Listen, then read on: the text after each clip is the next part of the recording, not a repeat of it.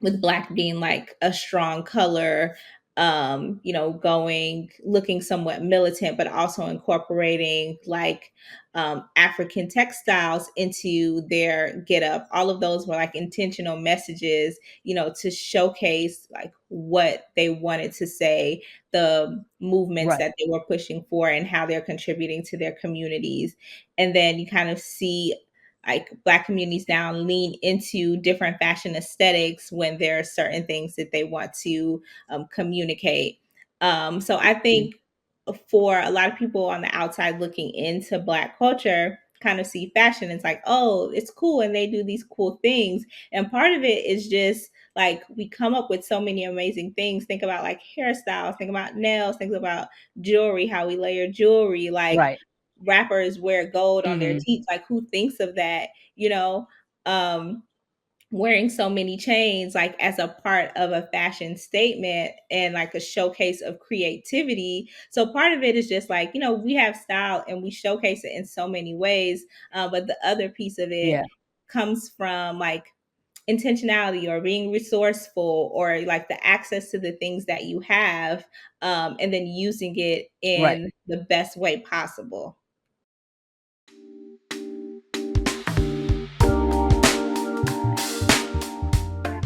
Hello, everyone, and welcome to Nails and Beauty Talk, the Style Crypt. I am your host, Asia the Bird. Today, we have a very special guest with us today. She is a Black fashion historian and the creator of Black fashion history. Please welcome Taniqua. Hello, Taniqua, and welcome. Hi, thank you for having me. I'm really excited. Yes, glad to have you. I want to go and get started by asking where you're originally from and tell us a little about your upbringing. Well, I am originally from New York. So I was like born in Queens. I was raised in Brooklyn, and then Hmm. I kind of give out my whole life story because I feel like every single piece of it works together to make me who I am. Hmm. So I was raised in Brooklyn and then moved to Georgia when I was about 13 years old, and then kind of have lived my life in Atlanta and the surrounding area since then. And then my parents are originally from Liberia, which is in West Africa. And so I'm a first generation, like Liberian American here. And Hmm. so all of that culturally, like the Brooklyn, the Atlanta, the Liberian, all of it mixed in kind of Hmm. like led me to be the person that I am today. Hmm. Yeah, that's really, really cool. Now, tell us about like your school experience, like grade school, college, things like that. Like in terms of what specifically? So like your experiences, like in terms of going to school, like grade school, college, stuff like that. So like, your school experiences. Okay. So, I mean, I did like grade school in New York, which was a totally different experience than when I moved down here. Like, I think New York kind of helped me just like navigate the world better.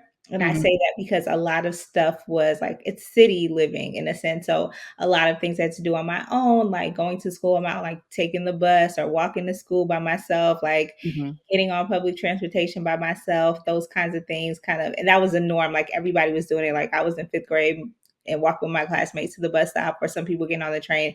Very much the norm, but I think it teaches you a sense of independence, wherewithal, know how.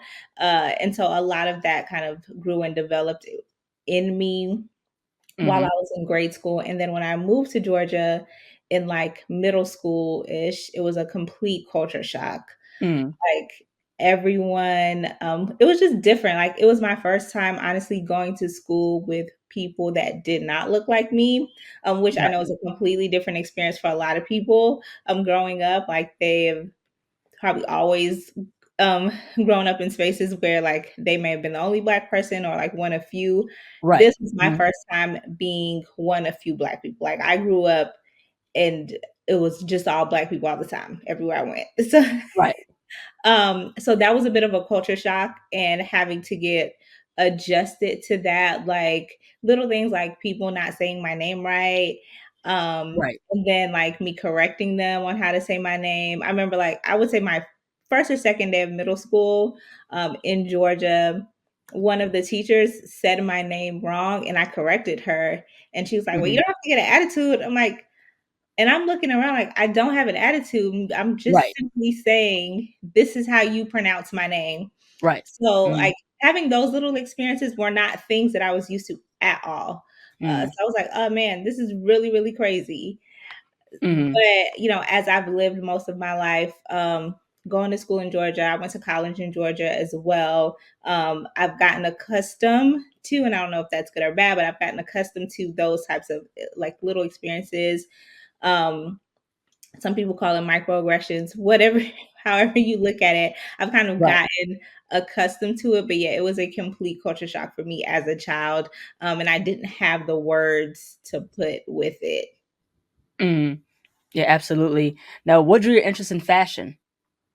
Um, Definitely like the women in my family for sure. My mom has always been like a fashion person. She isn't into fashion in the way that I think people think about it. Like, oh, she's not like reading a ton of magazines or like Mhm. into like designers or things of that nature, but she always stressed the importance of looking your best. And so Mhm. she always made a point to like get dressed no matter the occasion, look nice, make sure your clothes are ironed, make sure you like your jewelry. And she's big and like matching things, like her necklace and her earrings and her bracelets have to match. And then Mhm. her bag has to match her shoes, and which has to match her outfit. Like she was very big. Uh-oh, I'm falling apart. Oops. Let me go ahead. Let me pause it real quick. We're back. Okay. Yeah, so my mom was just very big on looking nice and being put together all the time for every occasion. Like people always commented on like just the way that she stood out, Right. like wherever she went.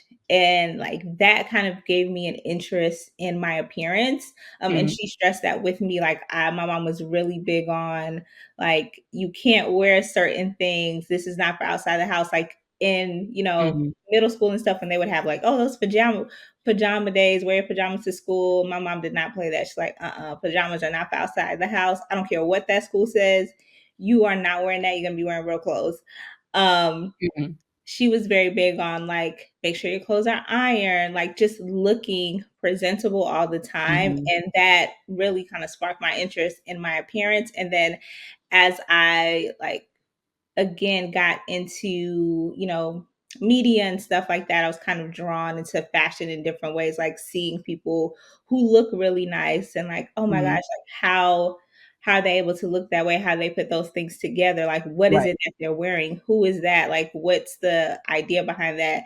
And that kind of interest started to grow. Mhm. Yeah, it's very, very interesting because that's saying with my dad. My dad's like, always look your best, always look presentable Right. and things like that, you know what I mean? I've learned style from my dad, so how to really, put outfits together, how to style them up and things like that, so it's really cool to see how you have, like, we have family members that, teach us style in different ways. For sure. And like all the women in my family were just really fly growing up, like from my cousins to like my aunts, like they just always put it on, like the nails done, hair's done, like all their Right. outfits were put together. Like they really were just always dressed. Mhm. And so of course that kind of like drew my eye, knowing that like I'm no matter where I go, no matter who I'm gonna be around, like it's gonna be an event in terms of the way people look. Mhm, yeah, absolutely, most definitely. So I wanna get into, fashion shows, in terms of within Black American history in terms of fashion. Could you tell us the history of fashion and runway shows in the Black community, especially during the time of the Harlem Renaissance in the 1920s? Yeah, sure. So, like you said, fashion shows hold a like huge importance in Black American communities, especially. But I would venture off to say like Black communities in the diaspora. Mhm, Um, but to address the time that you brought up, like specifically during the Harlem Renaissance, I mean, that was an area that was booming for Black art, Black culture, Black creativity. So mhm, you have like jazz clubs and jazz musicians and poets and writers and all of these things. And I feel like a lot of times when the Harlem Renaissance is discussed, fashion isn't discussed right, um, yeah, in the same way. But it really was a boom of Black American creativity, fashion included. And so mhm, many people use fashion as an outlet. There are a lot of models that kind of got their, I would say, start, but not fully start, because a lot of people like they like did fashion shows back then and then they were never to be seen again type of Right. thing.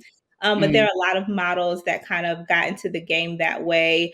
A lot of people that practice their designs that way. And it Mhm. was just a showcase of like blackness and black culture during that time. Mainly, it was also used as like a fundraising effort. Like if you think Mhm. about the different social justice movements that were going on at the time, the civil rights movement, which is Mhm. like years later, but that kind of spirit was brewing before. And many women at the time were like homemakers or Mhm. just really into creating clothing and things like that for their families because of resources or whatever reason. And so you take those skills, you pair it with what's going on, and then people thinking about, well, how can I contribute to the movement?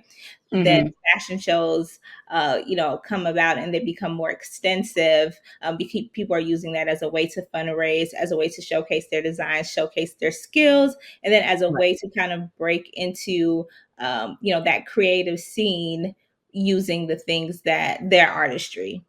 Mm. Yeah, absolutely. And the thing is, I didn't, learn like the fashion aspect of, during the Harlem Renaissance, and what I find so interesting about the Harlem Renaissance coming from an artist's point of view, I went to SCAD, and during my time during art school, I learned about, Langston Hughes, Jacob Lawrence. I learned about Faith Ringgold during my time in high school. You know what I mean? She, done quilts and, collages and things like Right. that. And it's so cool to see and to really learn about how during that time people were embracing creativity in different ways, not just in an art point of view, but also in a fashion sense as well. For sure. And I will say, um, it was also a way not just to showcase like creativity in Mhm. fashion, but to showcase blackness in a new way. So in one of my Mhm. podcast episodes, I talked about, and his name is escaping my mind right now, but he produced a show called, like a traveling show called like Brown Models. And Mhm. it's essentially a fashion show. It was models that dance, wore clothes, and kind of showcase themselves. But the intention wasn't necessarily the fashion. The intention was just to show the beauty of blackness in a way that wasn't Right. shown before. And then fashion shows started to, grow out of that display. So I think Mhm. um it's important to share also that like fashion can't or isn't always just about the clothes. Sometimes it's just about the beauty of the culture and Right. ways that you can showcase that so that it can be celebrated. Absolutely. So I'm going to get into as far as a documentary talking about the life and legacy of Danielle Luna. And I remember seeing the documentary about her where it talked about not only the trials and tribulations she went through in her lifetime, but how she altered her identity as a way of navigating racism in the fashion industry. So in your perspective, what is your take on Danielle Luna's life and what is your perspective on the growth of black models in the fashion industry? Good question. So, when I watched the Danielle Luna documentary, I think I was like surprised by her life. I Mhm. didn't know much about. I knew she existed as a model and like the first Mhm. black model to be on several like different magazines, like Harper's Bazaar, things like that. Mhm. But I didn't know much about her life. So watching the documentary and getting more intel into her life and her upbringing was pretty interesting. And I think it's only natural for someone who was growing up in that time and being the first black person in an industry and breaking through to kind Right. of lean into the pieces of their identity that is going to be more beneficial to them. Like Right. I think sometimes when we think about people who like break barriers or like are thrust into these different industries and having to deal with racism and colorism or whatever else is present, we forget that they are real people with Right. real feelings, and nobody wants to go through that. So Right. I'm, I know people have different beliefs on like blackness and how you Mhm. should not perpetrate it, but how you should display it. Um, in like whatever your role is, blah, blah, blah, blah, blah. But I really did just kind of feel for her. And being a person of color in this industry, having to deal with racism in many different forms, and then being young as well, trying to navigate like, how do I want to play this role? Right. And then choosing to do so in ways that were just more beneficial for her. And I think that is another perspective that more people should kind of like maybe understand. I know not everyone has that same empathy, but Mhm. that's what I took from it. And that's kind of like my view on her life and her like career and journey in that respective. But at the end of the day, she was one of the first Black supermodels. She kind of like blazed the trail for a lot of people Right. because, people started to see Black women in a way where, okay, maybe they can cover magazines, maybe they can do this, maybe Right. can do that, maybe they are selling because now people are interested in magazines with like people like Danya Luna on the cover. Photographers are interested in women that look like Danya Luna. So I think that opens a lot of doors. The more people that you have in the industry that's kind of championing for a specific look, the more people that are able to now enter into the industry and Mhm. kind of have those opportunities. Mm. I want to push forward and talk about Black designers. So, I don't think there's enough honor and homage to designers such as Jay Jackson, Ann Lowe, Patrick Kelly, Willie Smith, etc. We see more contemporary fashion designers such as Sergio Hudson, Laquan Smith, Bishmi Cromartie, Phoebe Magugu. So, how important is it for the Black fashion community to pay homage to the Black designers of the past and present, and to shine light on the history of Black designers? I think it's very important, but I also think not a lot of people know about historical Black designers. I think we've made leaps and bounds within the last like 4 to 5 years on that history being more mainstream. But like I know designers personally who didn't even know who Anlo was.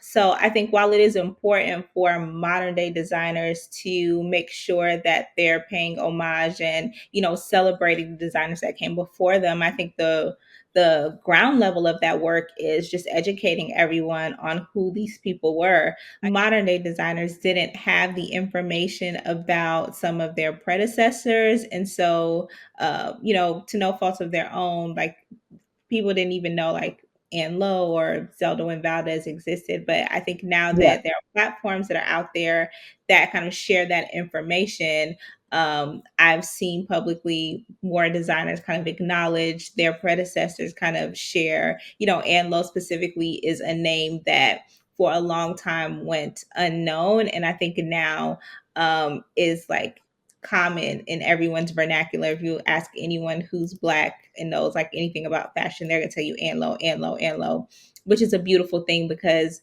she was not in the conversation before, and I see designers, speaking about her more, paying homage to her more, and I think that is beautiful. And I'm just excited to see where it goes in terms of fashion history in the mainstream, like in the future.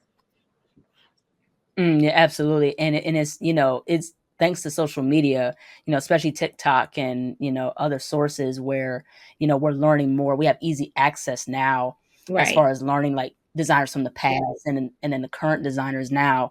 Me learning about Jay Jackson, how we got started, learning about all these other designers like Ann Lowe and Zelda Wynn Valdez and especially Patrick Kelly. I think Patrick Kelly's work is absolutely phenomenal. Yes. I think his work is so colorful and he speaks to his stories, the black experience growing up. And me and my friend Victoria, the high fashion fan, we did a whole tribute show in dedication to Patrick Kelly and his work. And so, it is really, really cool to see more black fashion designers coming up, like a Laquan Smith, Sergio Hudson, Phoebe Magugu, Bishmi Cromartie. So, I like the growth of black designers and black representation just in general in the fashion industry.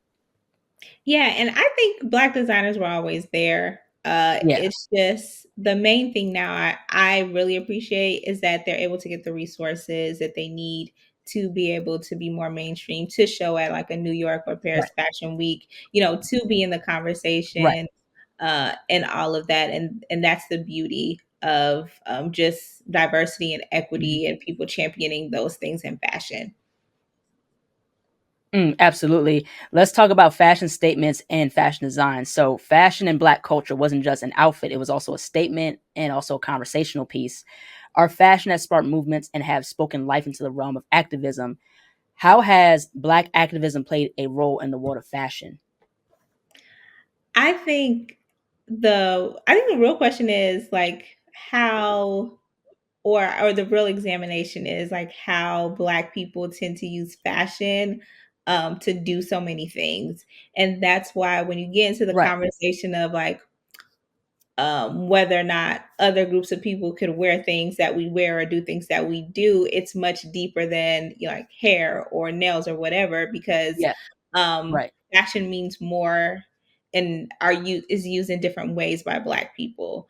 Right. So I think about one of the most, like, I think, glaring examples of this, and like one that's easily accessed, is like Black Panthers, Black Panther movement, Black Panther Party, and how they're Mhm. very intentional about the use of Black Right. in their get up and their wear in order to communicate a specific message. Very intentional about choosing to wear their natural hair over like whatever the accepted styles were at the time, as a way to communicate commitment to Right. Blackness, commitment to being true to your culture, being true to who you are, and celebrating the beauty in how you are, even though it's different from what the mainstream is championing.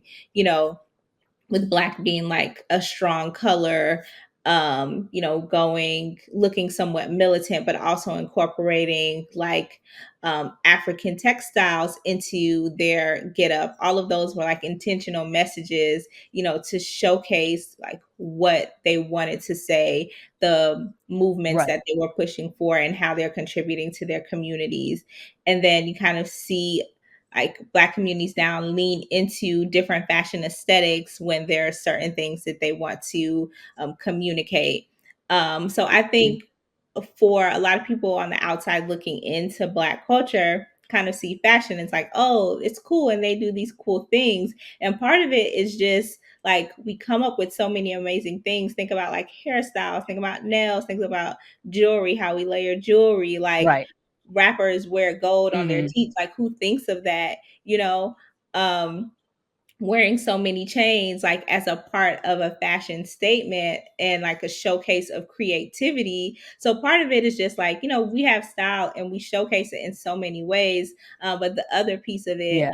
comes from like intentionality or being resourceful, or like the access to the things that you have, and then using it Right. in the best way possible.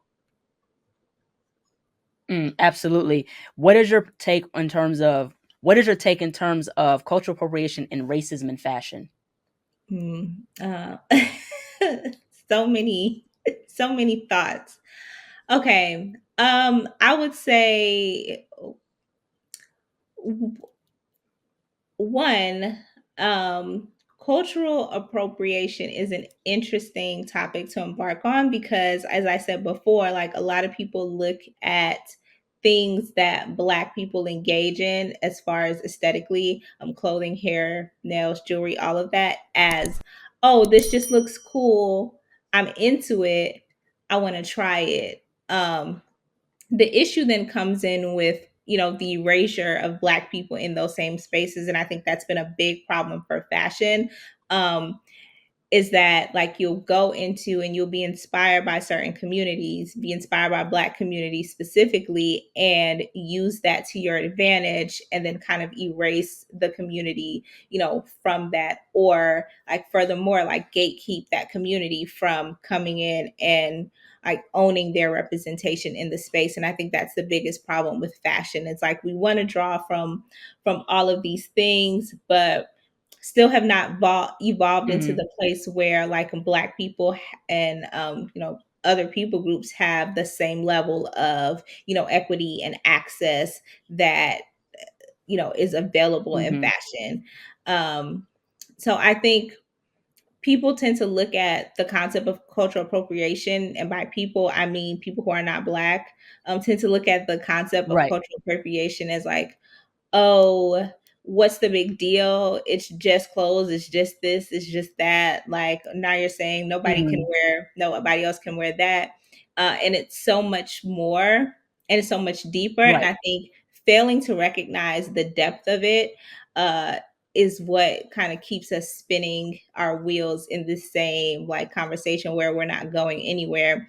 So I think until more of the majority in like industries like fashion are able to recognize the depth of appearance and like aesthetics in different communities and how we contribute to that, like cultural appropriation is always going to be an issue. Mhm. Yeah, absolutely. I want to get into in terms of Andre Leon Talley. So Andre Leon Talley has made such a huge staple in the fashion industry, not only with him being a wealth of knowledge, but also using his influence in fashion to include Black models and highlight Black designers.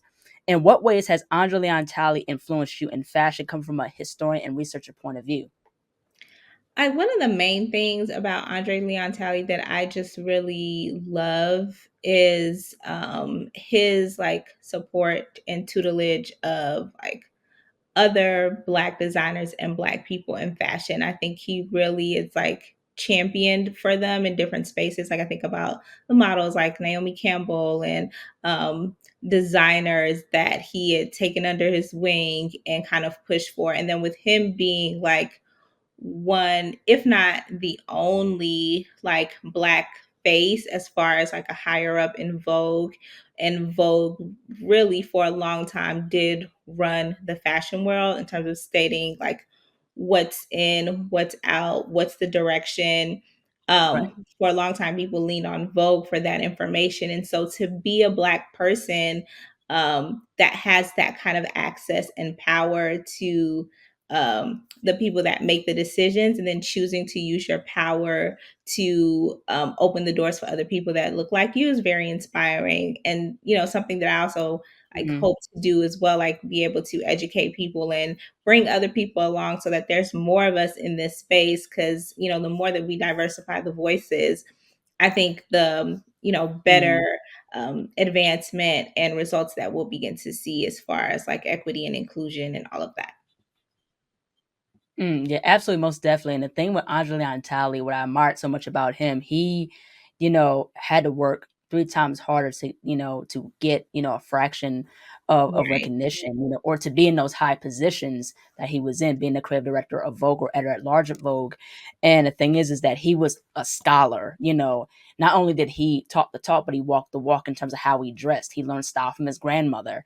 And the unfortunate thing in terms of his Absolutely. life, near the end of his life, he went through the racism in the industry, especially, being a part of Vogue. And, I think to me, Andre Leon Talley deserves a lot more credit. And the thing is also too with and SCAD, he was one of the board of he's one of the board of trustees, I did not know that. and Paul Wallace, who is the president. Yeah, he's a part of yeah, he's part of the board of trustees, and also too, as of recently, Paula Wallace created an award in dedication to Andre Leon Talley. So she's known Andre Leon Talley as well. Oh, that's amazing. So it's just that I think with Andre and his life, I think there should be a lot more honor in regards to Andre and how much he's contributed to the fashion industry as a whole. Yeah, I agree there. But I also think that comparatively speaking, I know Andre Leon Talley certainly is like heralded in the fashion industry. I think there's always more to like dig deep and more to discover as far as his story and then and all of his impact. But I would say that like seeing things like, exhibitions that were done in his honor, seeing like his Hmm. documentary, all of those things really kind of exposes him to the mainstream audience that don't necessarily follow fashion closely, like seeing him as a personality at the Met Gala, all of that. I think Right. um, just allows the world to get a glimpse into his impact. and obviously, there's Right. more that can be done in terms of honoring him, but I certainly I feel Right. like he'll be happy with the recognition. It's just unfortunate that a lot of it comes after his passing, which is why we should give people their flowers while they're alive, Yeah. and they're able to smell it and celebrate it. But I feel like he'll be like, okay, finally, like I'm seeing something from my work. I'm seeing, people recognizing who I am and what I'm doing or what I've done. I want to get into luxury. So there's been a growth of not only fast fashion, but also there was an article that came out which talked about popular brands such as Dior selling high quality Mhm. fashion, low quality fashion at higher prices. What's your take on brands selling low quality fashion, and do you think luxury is dying? I don't think luxury is dying, but certainly certain brands. And I will say that luxury is not luxury as a concept, but certain luxury brands have definitely fallen off. And people are noticing, like, the Chanel that you buy Mhm. today is not the Chanel of 30, 40 years ago. And you're not getting the same quality. They're not using the same Right. materials, as you mentioned, like that big scandal that came out with like Dior, and like it's costing them like $26, and to make an item, and they're selling it to you for thousands and thousands of dollars. So I think the consumers are becoming more hip to like what is going on with different luxury houses, and um they're also not accepting it anymore. But I think the concept of luxury Right. isn't necessarily dead. I mean, I think we just have to reframe, and by we I mean like general Right. consumers, we just have to reframe I our idea of luxury. I think a lot of times, when people get money, we aspire to brands that we may see celebrities wear or we see in magazines, or the ones that we remember, like Dior, Chanel, Louis Vuitton, like all of that, where again, that quality, as Mhm. you stated, is dying down. It's not what it used to be. And these, like, they're big corporations now, and I think if we can kind of think of luxury in terms of like, craftsmanship, materials, quality, like things that will Mhm. last, like look at designer pieces in that way, consumers will be drawn more to some of the names that they may Mhm. not know or may not get mentioned in songs or may not have like the cute logo that you can flex with, but it's great quality. They're great designers, and it's luxury that you can be proud of. And many Black designers, even though they're not tagged or labeled luxury, tend to fall in that category in terms of like, how well crafted their items are, the materials that they use, all of that, even if their pricing isn't in the same, pricing as like a Dior or a Chanel. Mhm. I want to push forward and talk about AI and technology. So, what is your perspective on AI and tech and how it's impacting the fashion industry? I am not that well versed in like tech and fashion integration. So there is a young lady, her name is Coy Griffin. She is really big on like incorporating tech and fashion and kind of speaking to like fashion brands and how, they can jump on this new wave of tech. And then I know that like, there are some brands that have kind of ventured into the AI space, whether that be not, I mean, that's not considered. I was about to say metaverse, but metaverse is not AI. There are a lot of brands that kind of venture deeper Mhm. into the tech space. Like you have brands that for a while were like opening Right. stores in the metaverse, having those types of things. There's a black Yeah. owned brand, Hanifa, that kind of did um, a virtual fashion show, but in a really cool way, like um, the the models and the clothing were kind of built not with AI but built in like in a tech universe, and during the pandemic as a way to kind of Mhm. showcase like those new designs and stuff like that. So I know there are a lot of fashion companies that are Right. venturing into like how can we use these tools to one be more creative, but also like push forward the brand and the product. But I'm not, like I said, as well versed in that. But what I will say, what I have noticed is that brands are still trying to figure it out.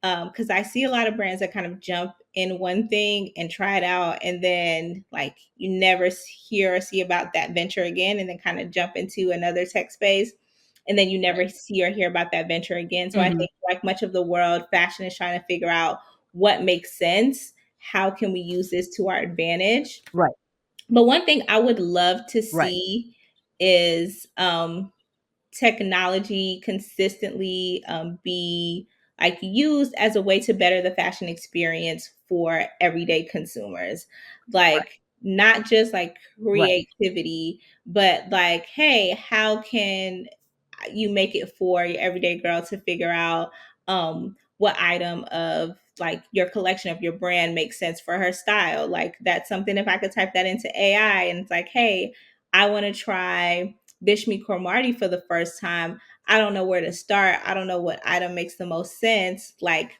pick me out something, do something. This is what I have.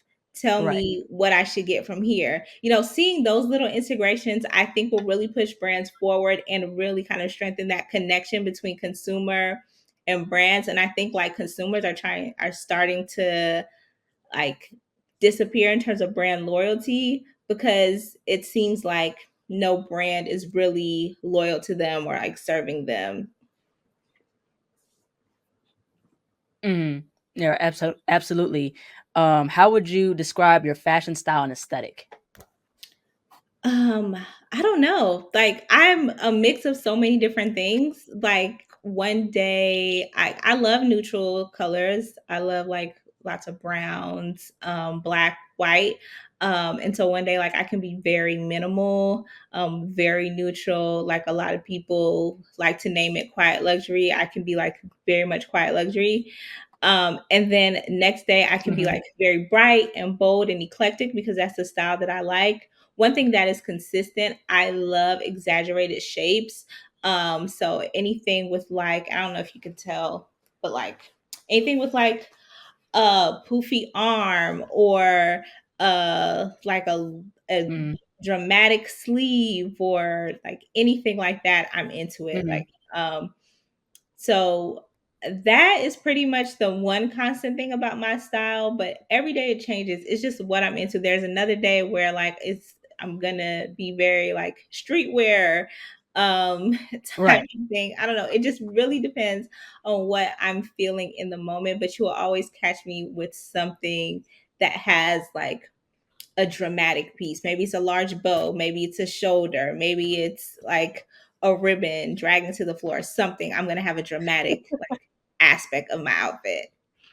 Mm. Who are some of like your favorite black designers?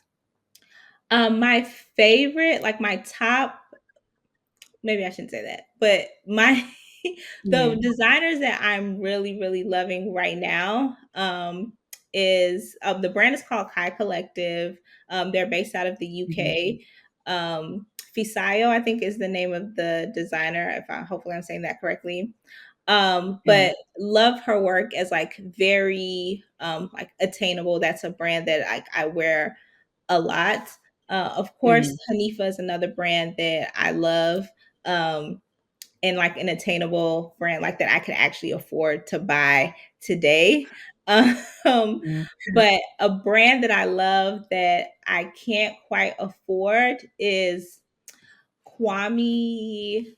Ad- oh Lord, I'm gonna butcher his name. Kwame Adase Aduse. mhm. Lord, Kwame Aduse, I think. I said that completely wrong. I know I said Kwame correctly, but I said that last name completely wrong. But that is a designer that I really, really enjoy. I love his works. Like everything that I've seen is it's really sleek. It reminds me of it's not resort wear, but it reminds me of Mhm, vacation because I imagine if I go on vacation, this is what I want to wear. Um and then it has a little bit of an edginess to it as well if you're into that. You can mhm, kind of pull pieces and then he has like structured pieces. I think it all of his garments stand out. And that's one thing that's Mhm. consistent about my style. I love something that stands out, even if it's a black dress. Like, let it be Right. a black dress with a interesting structure. Like Right. it can't just be like a basic black dress or a basic white shirt. And I think Right. he does a lot of great standout work, and so the other designers that I named. They do a lot of things that just stand out, even in their basics. Absolutely. Where are 3 accessories you can't live without? Sunglasses for one. Like, I'm always gonna have on sunglasses to match my outfit. It's a must. Um, Earrings, even though mine fell out, but earrings. always Yep. have always have to have earrings. I think that comes from my mom, because she's always like, you put earrings, like, for her, you're not dressed if you don't have earrings, like you're not complete. So I just grew up with that. So I always have to Mhm. have on a pair of earrings. And then my last accessory, I would say a purse. Always gotta have a purse. Um, and simply out of function, but Mhm. you're never gonna see me without one. If I don't have a purse, it's because I feel like I'm not gonna be where I am long. So if It you see me without a purse, it's because in my mind I'm just running in and out. Right, yeah, right, exactly. I'm a book bag person, if anything. I love Mhm. backpacks, like, especially, like, fashion backpacks. I do like some of the, handbags, like, from Brandon Blackwood, and Yes, a few other, Black designers. Also, there's, like, this other design brand. I like their bag, and it's very, very unique. It's from Rare Romance. It's this black bag it's very I've never heard of geometric. your romance. Yeah, Rare Romance. They have like a handbag that's like 300, 200, $300, somewhere around there. I forgot the name of it, but it's a black handbag, and it's really, really cool with the unique trapezoid shape and stuff Oh, I like never that. seen that. Yeah, see, I'm attracted to shapes. I love like unique shapes. But yeah, I used to be a backpack person. And then I was like, Mhm, I can't carry all this stuff. It's like, so I need something mhm. lightweight. Even with purses, I used to be like a big bag, like a tote bag type of girl. And then now I'm like, please give me something small. Give me something that like a crossbody that I don't have to hang on my shoulder. Like, I'm getting too old for this. Yeah, right, exactly. I want to push on to the next question. So, where do you see yourself in the next 10 years from now? Do you see yourself being a fashion historian still, or do you see yourself going beyond being a fashion historian?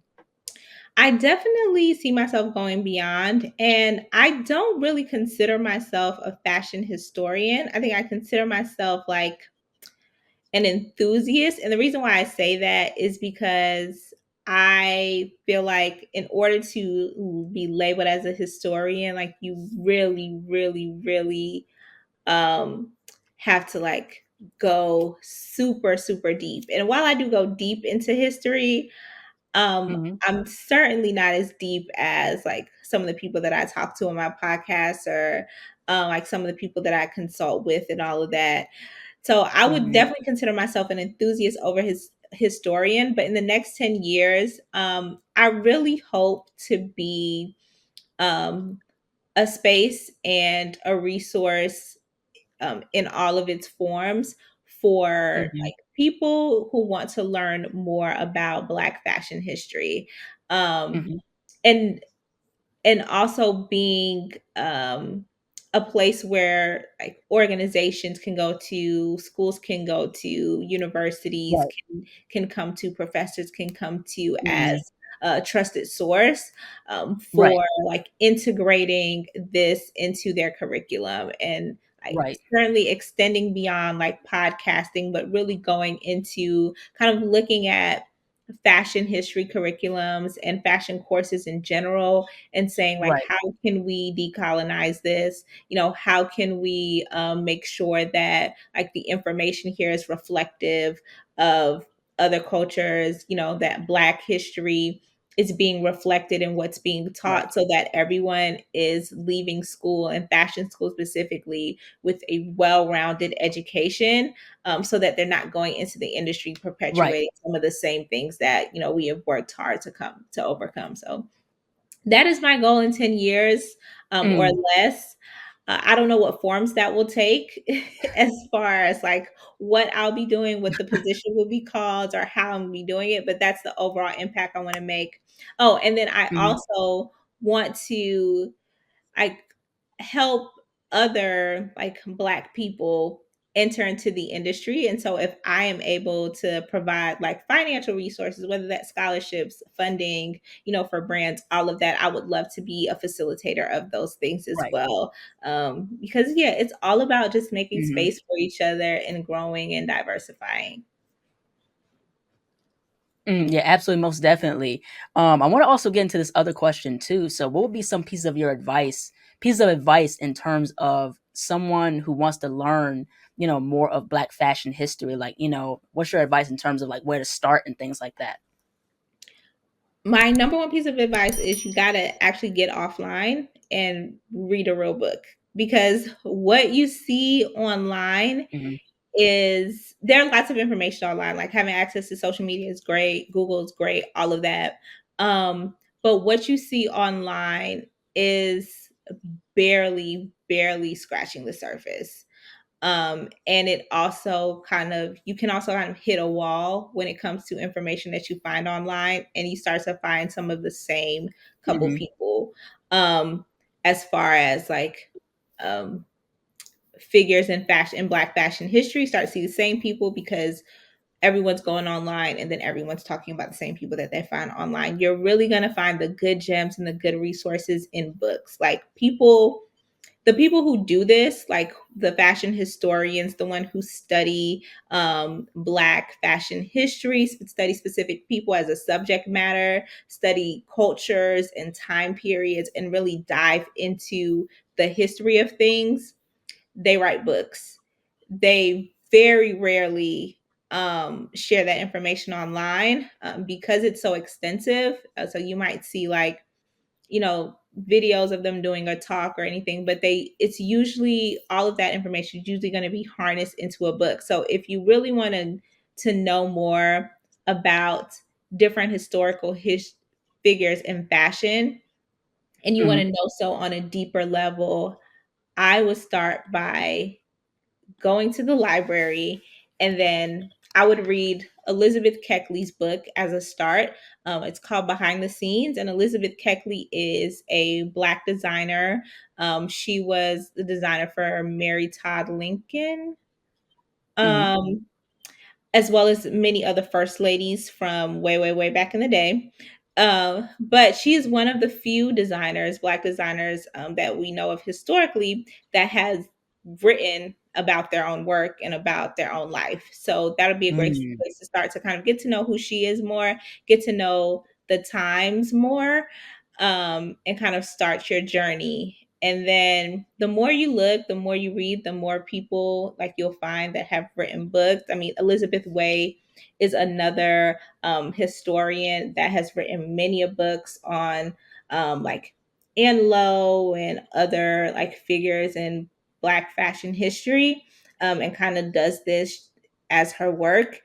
There are several journalists out there. Fashion and Color is another book that came out from Harlem Fashion Row. That's pretty much like a collective of different like Black designers and figures in history. So there are a ton of Mhm. resources, but 9 times out of 10, it's going to be a book. So read. That is my advice. Go read.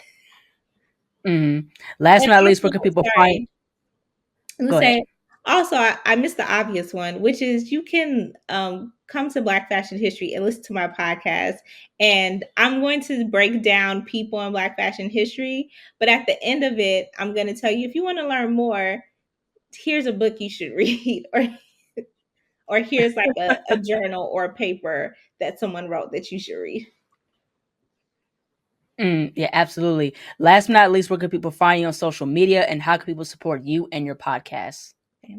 The number one way you can support me is by listening. So make sure you go to any of your favorite podcasting platforms: Spotify, Apple Podcasts, Google. I don't know what Google Podcasts are called, but that, Stitcher, all of it. You can Right. find me and you just type in Black fashion history and you'll find the podcast. So listen. I have a ton of great episodes where you can learn more about Black fashion history if you're interested. And then, of course, I'm on social media, Black Fashion History _ on Instagram, Black Fashion History on TikTok, and then Black Fashion History Podcast on Facebook if anybody does Facebook. That's So it was very difficult to get Black fashion history across all platforms. mm. Um, so if you're out there and you own the Black fashion history like tag on these platforms, please hit me up because you're not using it. And I would like to use it. Yeah, absolutely. Well, thank you so much, Taniqua, for jumping on. I really love and appreciate this conversation. I first Thank you discovered for you on having me. TikTok. Yeah, absolutely. Oh, I first cool. Yeah. I first discovered you on TikTok, and I love what you were doing as far as talking about the Black history in terms of fashion, the fashion industry, and different designers and people, different figures of the fashion industry. So, I really enjoyed our conversation. Keep doing what you're doing. Keep spreading knowledge and inform people about Black people's impact in the fashion industry. So I really enjoyed this conversation, and thank you so much. Thank you so much, Asia, for having me. I am surprised to hear that you discovered me from TikTok because nobody, I barely post on there. I'm gonna get better, but I barely post on there. But thank you so much for having me. I really enjoyed this conversation. Yes, absolutely. Take care. All right, Bye bye. bye. All right. Hello, everyone. Thank you all so much for watching. Please like, comment, share, and subscribe to the channel. Be sure to click the bells for notifications. Also, follow me on social media platforms and be on the lookout for more interviews involving fashion, style, and fashion history. Take care and stay stylish. Bye bye.